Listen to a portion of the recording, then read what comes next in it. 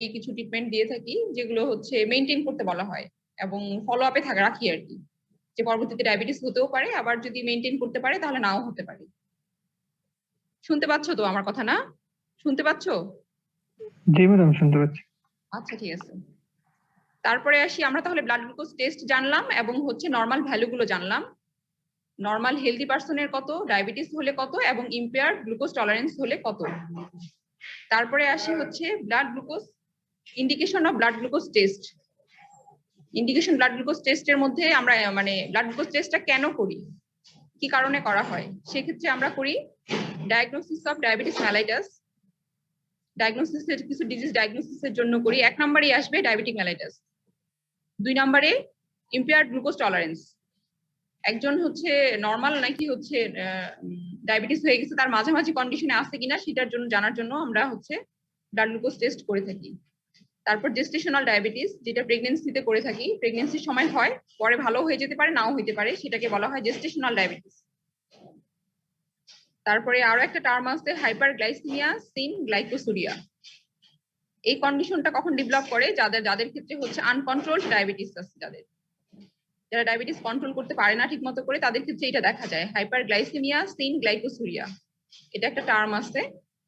এই ক্ষেত্রে কি হয়, হাইপারগ্লাইসেমিয়া সিন গ্লাইকোসুরিয়াতে কি হয়, রেনাল থ্রেশহোল্ড লেভেলটা, এই লেভেলটা হচ্ছে বেড়ে যায়, প্লাজমার গ্লুকোজের রেনাল থ্রেশহোল্ড লেভেলটা বেড়ে যায়। কিন্তু ইউরিন যদি আমরা টেস্ট করি সেক্ষেত্রে কিন্তু নর্মাল পাবো। সেই ক্ষেত্রে দেখা গেছে যে যাদের হচ্ছে আনকন্ট্রোল ডায়াবেটিক মেলাইটাস আছে, তাদের ক্ষেত্রে হাইপারগ্লাইসেমিয়া সিন গ্লাইকোসুরিয়া কন্ডিশনটা দেখা যায়। এতটুকু জানলেই হবে যে আনকন্ট্রোল ডায়াবেটিসে এটা হয়। তাহলে ইন্ডিকেশন জানলাম, ব্লাড গ্লুকোজ টেস্টের ইন্ডিকেশন জানলাম। এখন আরো কিছু জানতে হবে যে ওজিটিটি, ওজিটিটি আমরা কখন করতে দিব, আর হচ্ছে এটার প্রিপারেশন কি, কিভাবে একটা রোগীকে প্রিপেয়ার করতে হবে।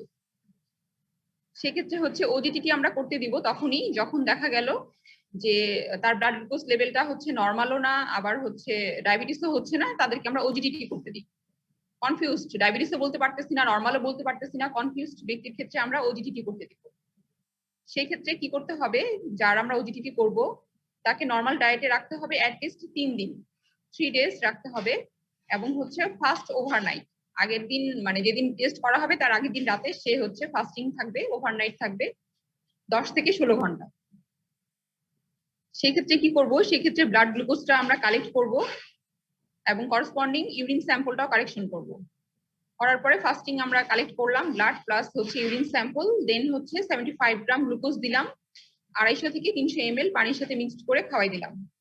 তারপরে আমরা আবার আমরা ব্লাড স্যাম্পল এবং হচ্ছে ইউরিন স্যাম্পল কালেকশন করব। 2 ঘন্টা পরেও করতে পারি অথবা হাফ আওয়ারলি ইন্টারভেল 2 আওয়ার করতে পারি।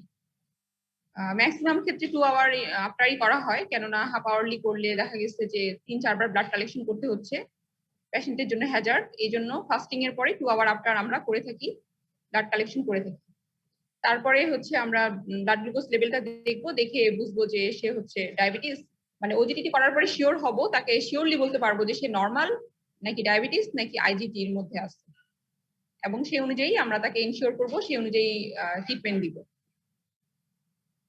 তাহলে ব্লাড গ্লুকোজ টেস্টের মধ্যে ওজিটিটা কিন্তু খুব গুরুত্বপূর্ণ। এটা কিন্তু মানে পরীক্ষায় আমরা সবচেয়ে বেশি ধরে থাকি এই ব্লাড গ্লুকোজ, মানে এই আইটেমের মধ্যে ওজিটিটা কিভাবে করা হয়, ঠিক আছে। আর নর্মাল ভ্যালুগুলো ধরা হয়, ইন্ডিকেশন ব্লাড ধরা হয়।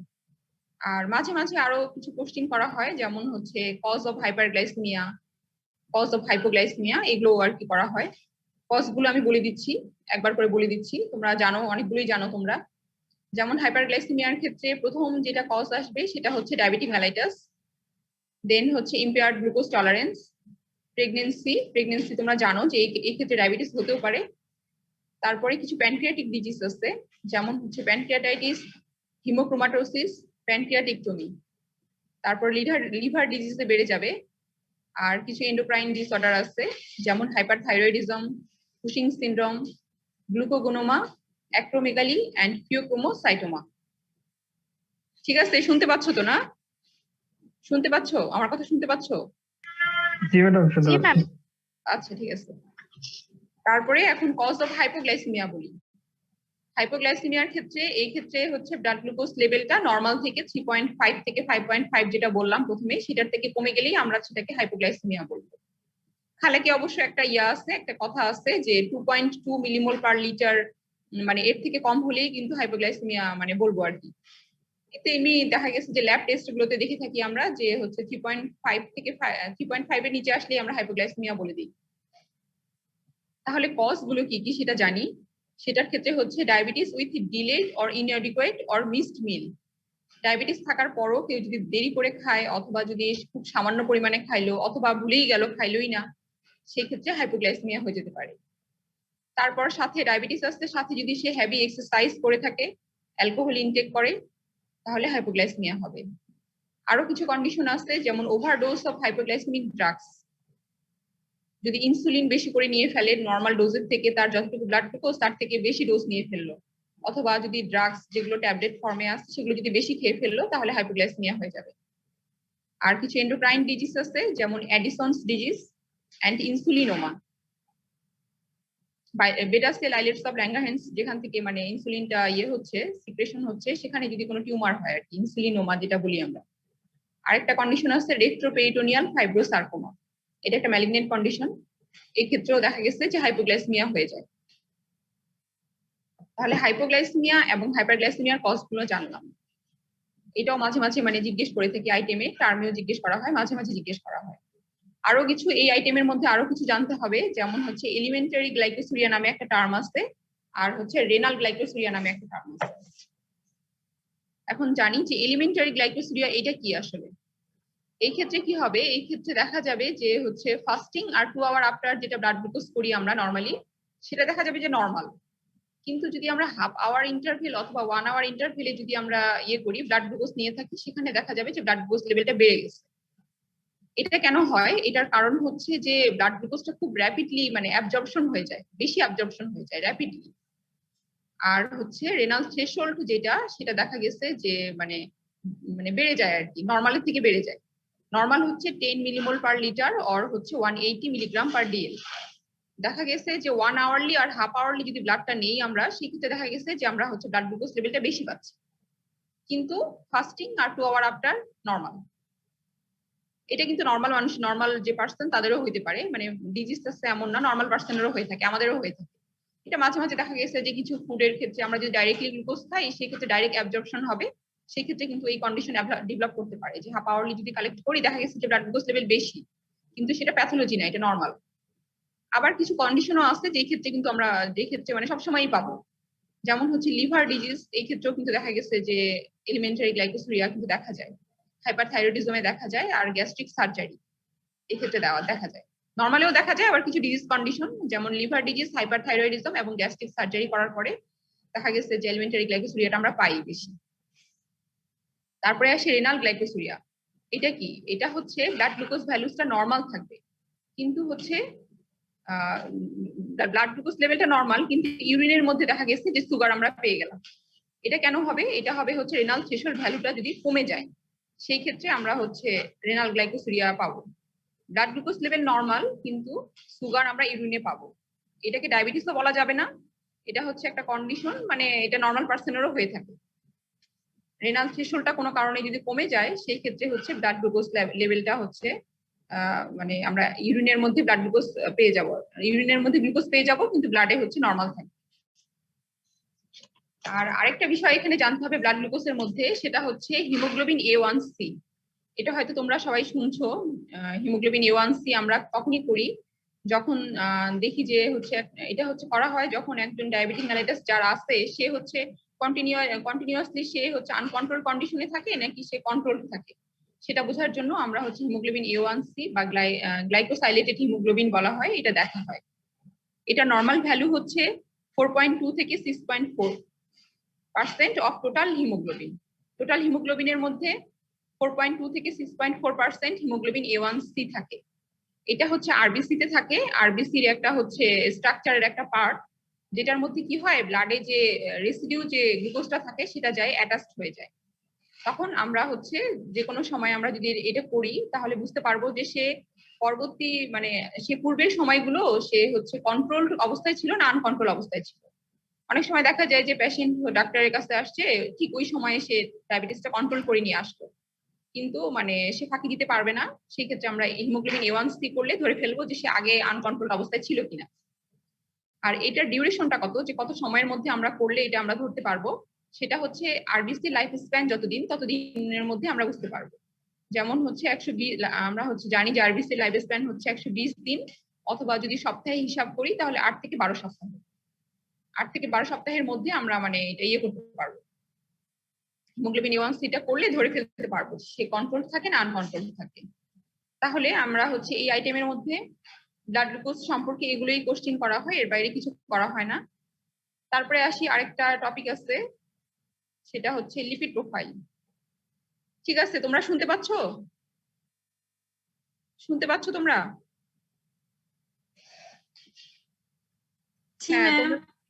হ্যাঁ, আর হচ্ছে তোমাদের কোনো কোশ্চেন যদি থাকে, এটার উপর কোনো কোশ্চেন আছে কি? ব্লাড গ্লুকোজ টেস্টের উপর কোনো কোশ্চেন আছে কি তোমাদের?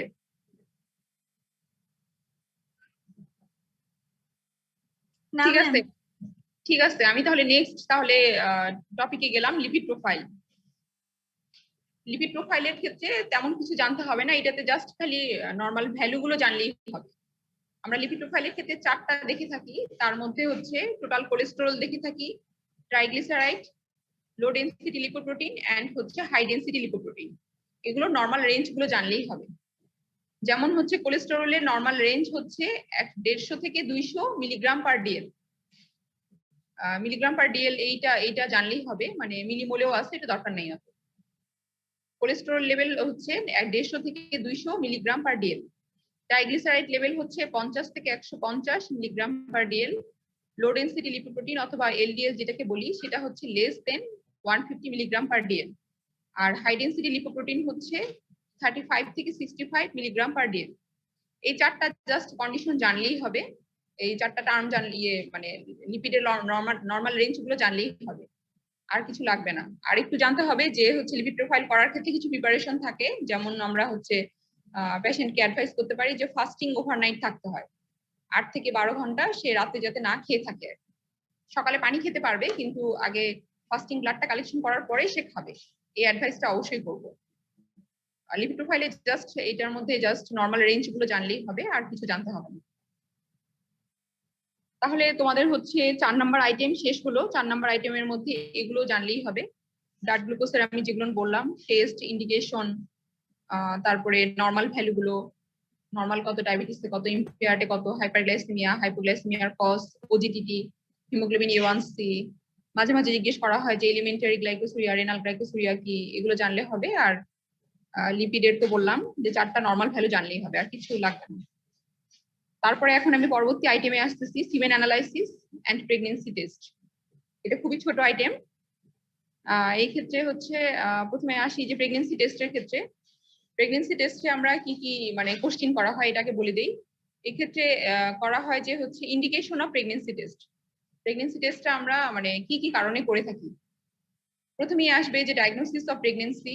প্রেগন্যান্সি ডায়াগনোসিসের জন্য তো করা হয়ই, তার পাশাপাশি আরো কিছু আছে, যেমন হচ্ছে to confirm if the foetus is dead or not. Foetus alive আছে না ডেড আছে, সেই জন্য আমরা করতে পারি। আর যেটা ক্লিনিক্যাল টার্মে বলা হয় হচ্ছে আইইউডি অথবা ইন্ট্রাইউটেরাইন ডেথ। আরো কিছু গাইনোকোলজিক্যাল কন্ডিশন আছে, যেমন হাইডিটিফর্ম মোল, কোরিওকার্সিনোমা। এই ক্ষেত্রেও আমরা হচ্ছে প্রেগন্যান্সি টেস্ট বা এইচসিজি যেই হরমোনটা আমরা টেস্ট করি সেটা করে থাকি।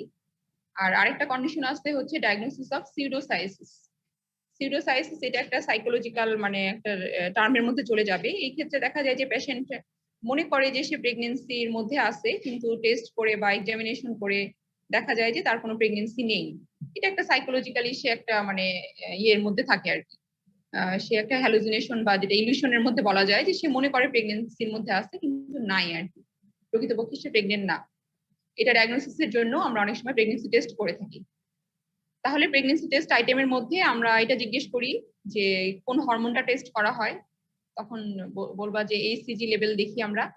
এবং ইন্ডিকেশন কি, প্রেগন্যান্সি টেস্টের ইন্ডিকেশন কি? ইন্ডিকেশন 4টাই। প্রেগন্যান্সির জন্য, আইইউডি বা ফিটাস ডেড না অ্যালাইভ সেটার জন্য, হাইডিটিফর্ম মোল এন্ড কোরিওকার্সিনোমা ডায়াগনোসিস করার জন্য, এবং ডায়াগনোসিস অফ সিউডোসাইসিস। শেষ। প্রেগন্যান্সি টেস্টের মধ্যে এতটুকুই জিজ্ঞেস করা হয়। তারপরে সিমেন অ্যানালাইসিস, এই ক্ষেত্রে গেলাম। সিমেন অ্যানালাইসিস এর ক্ষেত্রে এখানে এটাও ছোট আইটেম, খুবই ছোট। এখানে 2-3টা কোশ্চেন করা হয়, তার মধ্যে প্রথম যেটা করা হয় সেটা হচ্ছে ইন্ডিকেশন অফ সিমেন অ্যানালাইসিস। কেন আমরা সিমেন অ্যানালাইসিস করব, সেটার প্রথম ইন্ডিকেশন হচ্ছে fertility status of a male. দেখা গেছে যে অনেক সময় যে ইনফার্টিলিটি দেখা যায় ফিমেলের ক্ষেত্রে, বা কজ ডায়াগনোসিস করার জন্য, মানে কেন হচ্ছে ইয়ে হচ্ছে না, মানে বেবি কেন হচ্ছে না, সেই ক্ষেত্রে ফার্টিলিটি স্ট্যাটাস অফ হাজবেন্ড বা মেল পার্সনের করার ক্ষেত্রে আমরা সিমেন অ্যানালাইসিস করে থাকি। আর ফরেনসিকে একটা করা হয় যে প্যাটার্নিটি টেস্ট করার জন্য সিমেন অ্যানালাইসিস করা হয়, যে প্রকৃতপক্ষে সে মানে সে বাচ্চার বাবা কিনা, সেজন্য ফরেনসিকে করা হয়। আর হচ্ছে নরমালি করা হয় ফার্টিলিটি স্ট্যাটাস দেখার জন্য। তারপরে আসি যে ল্যাব টেস্ট করার সময়, ল্যাব এক্সামিনেশন অফ সিমেন করার সময় আমরা কি কি দেখে থাকি। সিমেন এক্সামিনেশন করার সময় আমরা প্রথমে দেখি যে অ্যামাউন্টটা দেখা হয়, যে তার সিমেনটা হচ্ছে নরমাল নাকি মানে প্যাথোলজি কিছু আছে। অ্যামাউন্ট কতটুকু হলে অ্যামাউন্ট আমরা নরমাল বলবো, অ্যাটলিস্ট 0.5 ml ওয়ান ইজাকুলেশন, প্রতি ইজাকুলেশনের মধ্যে 0.5 ml অ্যাটলিস্ট হতে হবে। তারপরে আসি কালার। কালার হচ্ছে হোয়াইট ইন কালার হয়ে থাকে সাধারণত। কনসিস্টেন্সি হচ্ছে টার্বিড এন্ড ভিসিড। সিমেনের কালারটা টার্বিড আর ভিসিড হবে, একটু আঠালো টাইপের হবে। নরমাল স্পারমাটোজোয়া নরমাল কাউন্ট হচ্ছে 40 থেকে 100 মিলিয়ন পার ml। এই নরমাল রেঞ্জের মধ্যে হলে এটাকে নরমাল বলবো। আর এই ক্ষেত্রে কিছু সিমেন কালেকশনের কিছু হচ্ছে ইয়া আছে, কিছু প্রিকশন নিতে হয়। সেগুলোর ক্ষেত্রে কি করতে হয়, সেক্সুয়াল অ্যাবস্টিনেন্সে থাকতে হয় 5 দিনের মতো। আর হচ্ছে বিফোর কালেকশন অফ সিমেন, দেন হচ্ছে ক্লিন ড্রাই কন্টেনারের মধ্যে এটা নিতে হবে যাতে কোনো কেমিক্যাল কিছু না থাকে। এন্ড হচ্ছে সিমেন কালেক্টেড করতে হবে by masturbation or by coitus interaction. এটাও তো জিজ্ঞেস করা হয় না সাধারণত। ইন্ডিকেশন অফ সিমেন অ্যানালাইসিস আর ল্যাব টেস্টে আমরা কি কি দেখে থাকি এগুলো জিজ্ঞেস করা হয়, অ্যামাউন্ট, কালার, কনসিস্টেন্সি আর নরমাল কাউন্ট কত স্পারমাটোজোয়ার। আর আরেকটা আছে যে মোটিলিটি অফ স্পারমাটোজোয়া, নরমাল কতটুকু মোটিলিটি হলে আমরা নরমাল বলবো। সেটা হচ্ছে 40 থেকে 100% স্পারমাটোজোয়া নরমাল, মানে মোটাইল থাকতে হবে, নাইলে কিন্তু মানে সেই ক্ষেত্রে দেখা গেছে যে স্পার্ম মানে ইয়ে করতে পারে না, ফার্টিলাইজেশন হয় না। 40 থেকে 100% হতে হবে। 40 থেকে যদি কম হয় 30%, 20%, তাহলে সাধারণত দেখা যায় যে ফার্টিলাইজেশন হয় না। আর মরফোলজি বিষয়টাও দেখতে হয়, সেটার ক্ষেত্রে দেখা গেছে যে 75 থেকে 100% স্পারমাটোজোয়াকে নরমাল মরফোলজি থাকতে হবে। অ্যাবনরমাল মরফোলজি থাকলে সেটা সেক্ষেত্রে ফার্টিলাইজেশনের প্রবলেম হয়ে থাকে। তাহলে ল্যাব টেস্টে আমরা দেখলাম amount, colour, consistency, total spermatozoa count normal কিনা, মোটিলিটি দেখতে হবে এবং মরফোলজি দেখতে হবে। তারপরে আসি কিছু টার্ম জানতে হবে তোমাদের। এই টার্মগুলো জিজ্ঞেস করা হয়, মানে খুব বেশি এগুলোই জিজ্ঞেস করা হয়। তার মধ্যে হচ্ছে নর্মোজোস্পার্মিয়া একটা টার্ম আছে, সেটা হচ্ছে ইফ দ্য স্পার্ম কাউন্ট হচ্ছে মোর দেন 40 মিলিয়ন পার ml হয় তাহলে আমরা নরমাল বলবো। নর্মোজোস্পার্মিয়া আমরা কখন বলবো, 40 মিলিয়ন পার ml যদি হয় তাহলে আমরা নরমাল স্পার্ম কাউন্ট বলবো। অলিগোস্পার্মিয়া কখন বলবো, যখন স্পার্ম কাউন্ট 40 মিলিয়ন পার ml এর থেকে যদি কমে যায় সেক্ষেত্রে আমরা অলিগোস্পার্মিয়া বলবো। আর হচ্ছে মরফোলজিও এই ক্ষেত্রে নরমাল থাকতে হবে। অলিগোস্পার্মিয়ার ক্ষেত্রে মানে নরমাল ভ্যালু থেকে কমে গেলে অলিগোস্পার্মিয়া বলবো। অ্যাজোস্পার্মিয়া হচ্ছে একবারেই অ্যাবসেন্ট, স্পার্ম একবারেই যদি অ্যাবসেন্ট থাকে সেক্ষেত্রে আমরা অ্যাজোস্পার্মিয়া বলবো। আর হাইপারজোস্পার্মিয়া হচ্ছে স্পার্ম কাউন্ট যদি মোর দেন 125 মিলিয়ন পার ml হয়, বেশি হয়, নরমাল কাউন্টের থেকে বেশি হয় 125 মিলিয়ন পার ml, সেক্ষেত্রে হাইপারজোস্পার্মিয়া বলা হবে। এই 4টা টার্ম খুব কমনলি বারবার জিজ্ঞেস করা হয়। ইন্ডিকেশন, সিমেন অ্যানালাইসিসের ইন্ডিকেশন আর এই টার্মগুলো বেশি জিজ্ঞেস করা হয়। নর্মোজোস্পার্মিয়া কি, অলিগোস্পার্মিয়া কি, অ্যাজোস্পার্মিয়া এন্ড হাইপারজোস্পার্মিয়া, এগুলোই জিজ্ঞেস করা হয়। ইন্ডিকেশন, প্রেগন্যান্সি টেস্ট, জাস্ট এই আইটেমটা খুবই ছোট তোমাদের। ইন্ডিকেশন আর কিছু টার্ম যেগুলো বললাম সিউডোসাইসিস, এগুলো একটু পড়ে নিবা, দেখে নিবা। আর এর বাইরে তো আর কিছু জিজ্ঞেস করা হয় না। এই ছিল আজকে তোমাদের হচ্ছে আইটেম নাম্বার 4, ক্লিনিক্যাল প্যাথোলজির আইটেম নাম্বার 4 আর 3 নাম্বার আইটেম। আজকে আমি এই দুটো আইটেম পড়াই দিলাম। আর হচ্ছে আগামীকাল হচ্ছে আরেকজন ম্যাডাম আছেন, ডাক্তার মানসী দে, উনি হচ্ছে আগামীকাল তোমাদের এই সময়ই ক্লাস নেবে হয়তো। উনি হচ্ছে তোমাদের আরো দুটো আইটেম পড়া দেবেন। শুনতে পাচ্ছ তোমরা, শুনতে পাচ্ছ? জি ম্যাডাম শুনতে পাচ্ছি। আচ্ছা তাহলে হচ্ছে তোমাদের এই দুটো আইটেম যেগুলো পড়াইলাম আমি এগুলোর বাইরে আর কি কোশ্চিন করার কিছু নাই। ছোট ছোট দুইটা আইটেম এগুলো পড়লেই হয়ে যাবে। আর তোমরা সবসময় ফলো করবা খালেক প্যাথোলজিটাই ফলো করবা, ক্লিনিক্যাল প্যাথোলজির ক্ষেত্রে খালেকে যা আসছে সেটা পড়লেই হবে। ওখান থেকেই সব কোশ্চিন ওখান থেকেই করা হয়। আর যেগুলো আমি বলে দিলাম এর বাইরে নতুন কোনো কোশ্চিন নাই, এগুলোই ঘুরে ফিরে এগুলোই করা হবে। ঠিক আছে? জি ম্যাডাম। আচ্ছা তাহলে আজকে তাহলে এই পর্যন্তই থাকলো আর কি। আচ্ছা ম্যাডাম, ঠিক আছে। এর মধ্যে আর কিছু আর নাই আর কি পড়ানোর, এগুলো পড়লেই অনেক বেশি অনেক আমাদের ক্লিনিক্যাল প্যাথোলজি থেকে মানে খুব কমই কোশ্চিন করা হয়, অন্যান্য যেগুলো general pathology, haematology, systemic pathology ওগুলো থেকেই বেশি কোশ্চিন করা হয়। ঠিক আছে, তোমরা তাহলে ভালো থাকো, তোমাদেরকে অগ্রিম ঈদ মোবারক দিলাম। আপনাকে ঈদ মোবারক ম্যাডাম।